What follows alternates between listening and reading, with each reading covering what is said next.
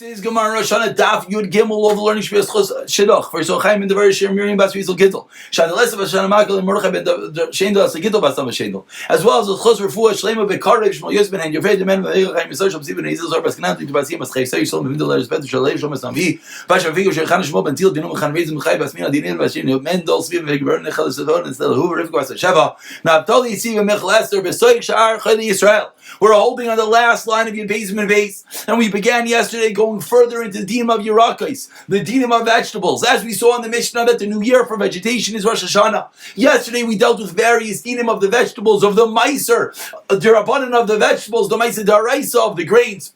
And then we concluded yesterday with giving a halacha that when are items considered to have grown? We said by fenugreek Greek it's when it sprouts forth. But then we concluded that by olives and grains it's when it grows a third. And we asked, how do we know that? And we quoted a pasuk of Mikei Shavashanim that in the end of the 7th year on Shemitah in Sukkot. And we said, what does that mean? How do you have Shemitah in Sukkot? It doesn't make any sense. Shemitah ends, and then Sukkot becomes year number 8. So how do you have Shemitah on Sukkot? The Gemara explained then, no. If the grain and the olives grew a third during the previous year, during Shemitah, then even in now, the 8th year, the Sukkot now the 8th year, this still has Kedushas Shvius on it. And we pick up from there on the last line, Amr Le Rav Zira Le Rav Asi. So Rav Zira says to Rav Asi, who just said that aforementioned halacha, like we just spoke about, that the third of the grain growing is considered the gear, and therefore it has Kedushas Shvius. How do you know? The pasuk said you're on Sukkot. How do you know it's referring to that it ripened a third back in the 7th year? Maybe it didn't ripen at all before Rosh Hashanah. And yet, maybe that's the chiddush, the novelty of the Torah is maybe there's a fascinating zeros I that the halachas of Shemitah go until Sukkot. Why are you learning that it means it grew a third? How do you know? Maybe there's a new halacha. Maybe it's a new halacha that Shemitah goes until Sukkot. Answers the Gemara, Lo Sal Gedaitach. Says Rav Asi, don't say that.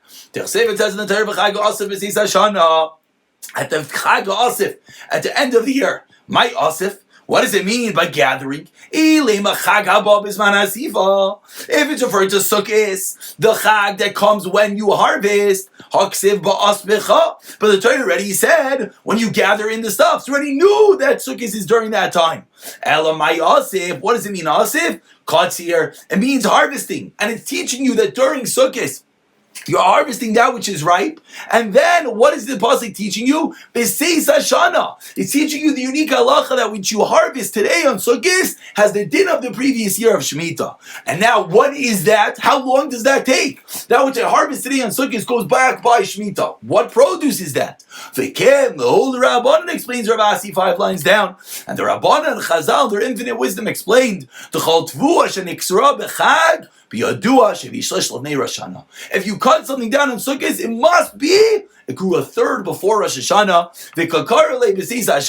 And we're calling it the B'Tzis Hashanah. The closing year goes by the previous year, and that's what we know this halacha that if the grains and the olives grew a third of the previous year of Shemitah, they retain their kedusha even during the 8th year of Sukkot. Ask the Gemara is still not happy. Says Rav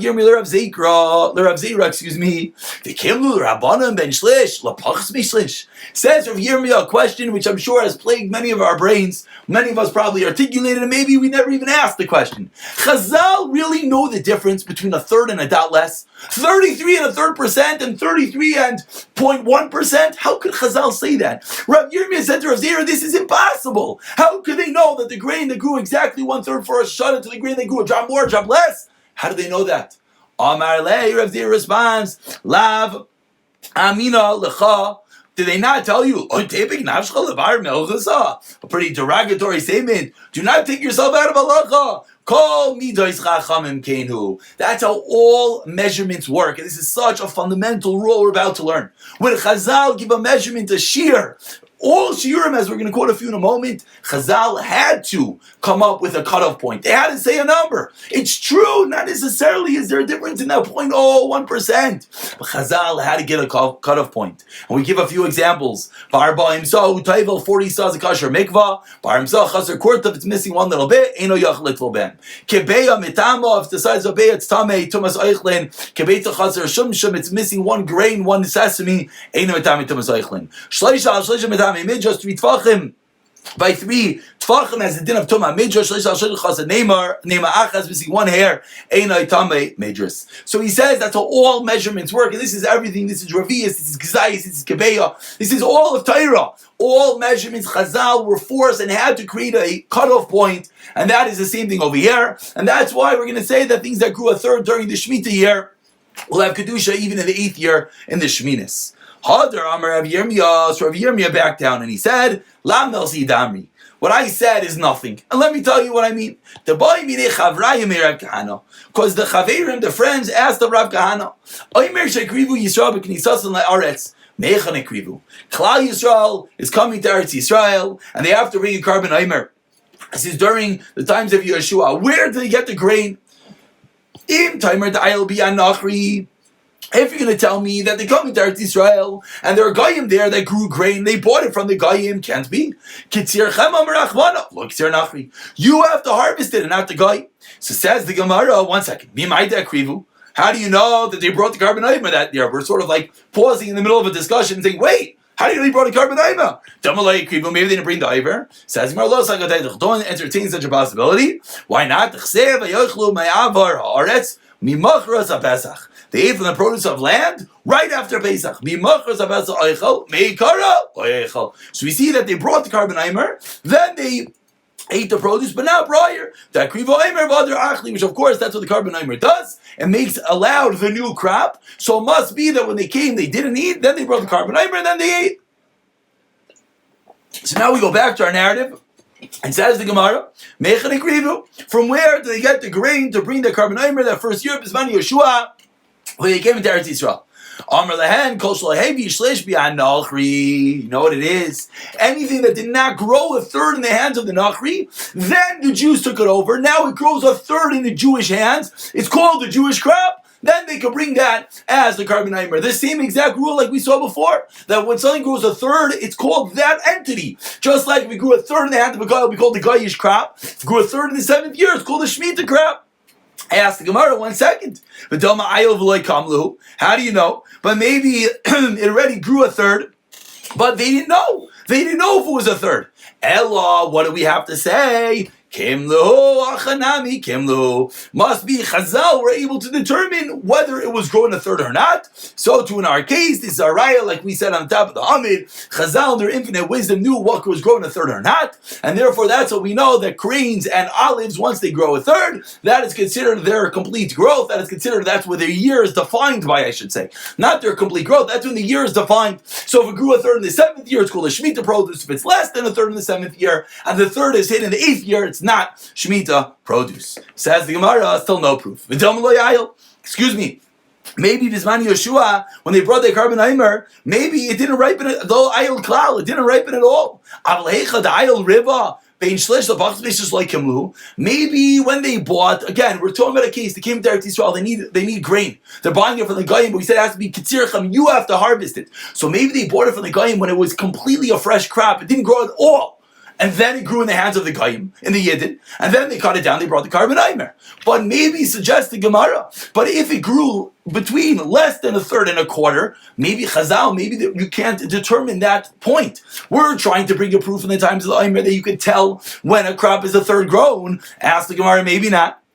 Answers the Gemara, Lo Yisal Gadaitach.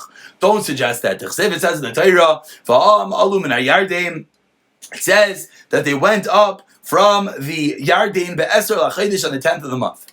Now a little bit of math. And I'm sure people were wondering this a moment ago. If you're going to tell me they come into Eretz Yisrael on the 10th and they buy grains from the Goyim and it's completely a fresh crop. 5 days later, they're going to harvest it? It goes from 0 to grown in 5 days? That's not possible. Elamai. So what must you have to say? Must be that it ripened a quarter or a 6. Akati. Still, in 5 days, can go from a quarter grown to fully grown. The same question. What are you going to have to say? Eretz Tzvi Ksivba. That's the land of the deer that expands. We know this already from the Gemara in Yuma, from the Maimer Chazal, that Eretz Yisrael can hold an infinite amount of people. When they go to Eila Regel, everyone would have space. So do over here. It was Eretz Tzvi. Hachanami Eretz Tzvi Ksivba. And therefore the Gemara concludes that we do not necessarily have a raya. Again, let's just speak this out. It was a little bit difficult. We wanted to bring a proof that we're able to determine when something is grown a third. Why do I care? Because when something is grown a third, that's what we're saying is determined the year. And if it's going a third in the Shemitah year, it's din of Shemitah produce. It's going to, and if not, it's not a din of Shemitah produce. We wanted to bring a proof on this when Klal Yisrael entered Eretz Yisrael, Bizmani Yeshua. They brought a carbon omer that first year, so it must be they bought it from the Goyim and they harvested themselves. So we see it must be they bought it when it was less than a third, and it grew a third in their hands. But at the end of the day, after the whole back and forth, the whole game of ping pong, says the Gemara, no proof. Because maybe Eretz Tzvi, maybe it was a fresh crop, and in 5 days it shot up completion. Therefore, we don't have a proof that we necessarily could determine when a crop is a third grown. Says the Gemara, let's go back to the din that we started off with today. The halacha that 1/3 is when it's considered the crop. Maskla Rav Chanino, Mimat is Amrit, Dai Asif, Ksiru. What did we come from? We came from the pasuk that said Chag Asif. Are you going to tell me that when it says Asif, it means Ksir, it means harvesting? It says about sukkahs, what does it say? That you should make for a sukkah for 7 days with everything that you gathered from the threshing floor and from the wine vat. Vamar Mar, we explained Bimsay's Garden V'Yakav Medaber.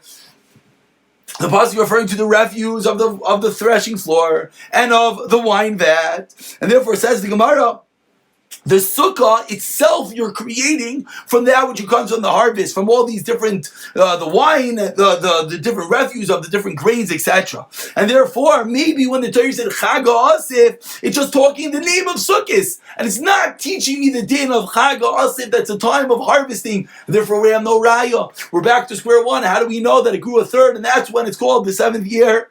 Amar Rav Zera, Ha Milsa Havai Biyadan. I had it in my hand. Chanina came and threw an axe. Says the Gemara, you're right, Rav Chanina, good question. We're out of a proof. We wanted to bring a proof that a crop is called a year when it grows a third. From Chag Asif, talking about Bekir Tzcha, when it's harvested, it must be that it's a third. Says the Gemara, nothing doing. Chag Asif just refers to the name of Sukkot itself. Ella Minolan, so therefore says the Gemara, what is the source? It says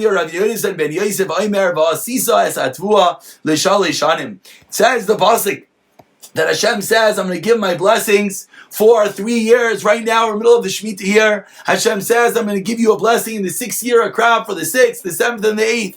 Explains the Gemara as we turn over to Amid Beis. Al tikri l'shalosh, ela l'shlish. Rather, it means for a third of the crop. And that's what we see, that once it is a third grown, that is where it determines which year it is. If it's a third grown before Shemitah, it's a 6th year produce, third grown on Shemitah, 7th year, and not it's going to be 8th year. Ask the Gemara 1 second, we need the pasuk to teach you Lishanim, that you get a 3-year blessing, a 3-year bracha. How could you use it to teach me the word Lishlish, a third? Ksiv Krach Rino explains the Gemara. We have another pasuk that says, the pasuk says you can eat all the way to the 9th year. So we have a different pasuk telling me of the bracha that you're going to get. So we can darshan l'shaloi shanim means l'shish, teaching me that a third is the number, the third is the quantity that which the plant, the crop is considered that year's produce once it grows a third. Says the Gemara, Tanan Hasam. Let's continue further down this road about when the plant is considered a full plant. Tanan Hasam, we learned in the Mishnah. Ha'irez va'adeichen va'aparkin. Different types of grains, rice, millet, poppy, shumshim, and sesame. She'eshrishul nei Rosh HaShanah. They took root before Rosh HaShanah. Misasrein l'sha'avar. Says this Mishnah, when does the Meiser go? In the past year. Mutar and B'Shvias, and there's no problem with Shemitah. Why? Because they took root before Shemitah. V'em lav asurim B'Shvias u'misas l'shanah. That is the Mishnah. Says the Gemara, Amar Rabba, we're going to deal with this Mishnah right now again. Rice, millet, sesame, etc. If it roots before Rosh Hashanah, it's then of the 6th year, it's no problem. 7th year, it's called Shemitah. Amar Rabba, Amar Rabbanan. Said the Rabbanan, Ila Basar Chanata. Trees go when the Chanata, when it blossoms, when the fruit comes out. Tvua v'zeitim Basar Shlish. And that's the obvious kasha. Because you just said Tvua, and you just said not by Shlish when it's Hishrishu, when it takes root. Yarik Basar Likita, and vegetables go when it's picked. Honey, come on, Shavu Rabbanan. So what are these items like? When it says rice and millet, etc., what is it like? We have three choices. Is it when it blossoms? It is when it's a third, or when it's picked? And you told me it's when it's Shvishu. What's going on? And just to point out, parenthetically, this is such an important halacha. Everyone here in Eretz Yisrael, Yerek Basar Likita, which we spoke about at the beginning of the Masechta, vegetables go when they're picked, which is the reason that right now, if you go and take a cucumber out of the ground, it has Kedusha Shvius, and of course you can't eat it. Can't eat it for other reasons. You can eat Kedusha Shvius, but that's the reason why all the vegetables that we're going to be buying right now are vegetables that came from the 6th year, and were picked in the 6th year, or from Chutz La'aretz or a guy. Hadra Amar Rabba, so Rabba retracts and says, Rabba, mitoich she'asuyim parachim, since you crumble these items, these grains, these sesames, this millet a few at a time, azur rabbanan basar hashasha, therefore they came up with a new determination. They go by when it takes root and not when it's picked, because you go and you crumble them. Amar le Abaye, says Abaye, vayitzbar garnei l'taichai. What's going on? Why isn't it like a regular vegetable? And it should go when you pick it. What are you telling him? That the farmer should take everything and throw it on the threshing floor and crush it all up? The nimsa, what's going to happen? Says Abaye, what's going on? And explains Abaye's problem. Basically, the question of Abaye is, you're creating a new gather, a new rule that millets and grains and rice go by when they take root. Ask Abaye, what happens to the classical din that all vegetation goes when it is, all vegetation, like any other vegetable, goes when it's picked. Miloi Tanya, do we not learn in A? Braisa, Rav Yossi ben Kippur, Aimer Mishim Shazuri, Pula Mitzri, Shazaru Lizara Mixasai. If I pull a Mitzri, it's type of bean that you planted it for the Shazaru Lizara, that you planted it for this seed, Mixasai. Hishresh lifnei Rosh HaShanah. Umiksasa yishresh la'achar Rosh HaShanah. And this, now you have a big problem. You planted it. Part of it took a root before Rosh HaShanah. Part of it took a root after Rosh HaShanah. So let's pause for a moment. Based on the Mishnah that we quoted 4 lines from the top, what would you say in this case? Part took a root now, part took a root then. You tell me each part is separate because it goes by when it takes root. But yet, what does this price say? What does Rav Yossi ben Kippur teach me? Ein tarminu ma'isrin zel zeh. Why? So what do you do? What are you supposed to do? Explains Rav Yossi ben Kippur. He takes all the stuff into the middle of the threshing floor. So that's what you're supposed to do. You put it all in one pile, and you say what's new is old is old, and you don't run into any issue. So why are you saying in a Mishnah that everything goes by when it takes root? We see clearly not that way. Amar le, and we'll conclude with this. Says Rabba, Rashim Shazuri Ka'amrit. What are you asking me? You're asking me from a price of Rashim Shazuri. Rashim Shazuri Savar Yesh Bila. Rabbanan Savri Ein Bila. Tremendous sugis in Chas. Yesh Bila or Ein Bila is considered a full mixture or not. Rashim Shazuri says that whenever you have multiple items and you mix them all together, we assume yesh bila. Everything is mixed evenly, and therefore, even when there's different parts, some took root today, some took root tomorrow, it's no problem. It's all considered evenly mixed, and therefore you could separate it at once. Whereas it says Rabbah, the Rabbanan argue on that concept. They say we have no way of knowing that it's completely mixed, and therefore you would not be able to say that. And Amar Rav Yitzchak bar Nachmani Amar Shmuel Halacha. Rav Yossi ben Kippur Shneimar Mishum Shimon Shazuri. That is the halacha. Tomorrow we're going to delve a bit deeper into this halacha. But again, let's just understand where we're holding right now, which tomorrow we'll get a bit deeper. But for right now, we had a Mishnah.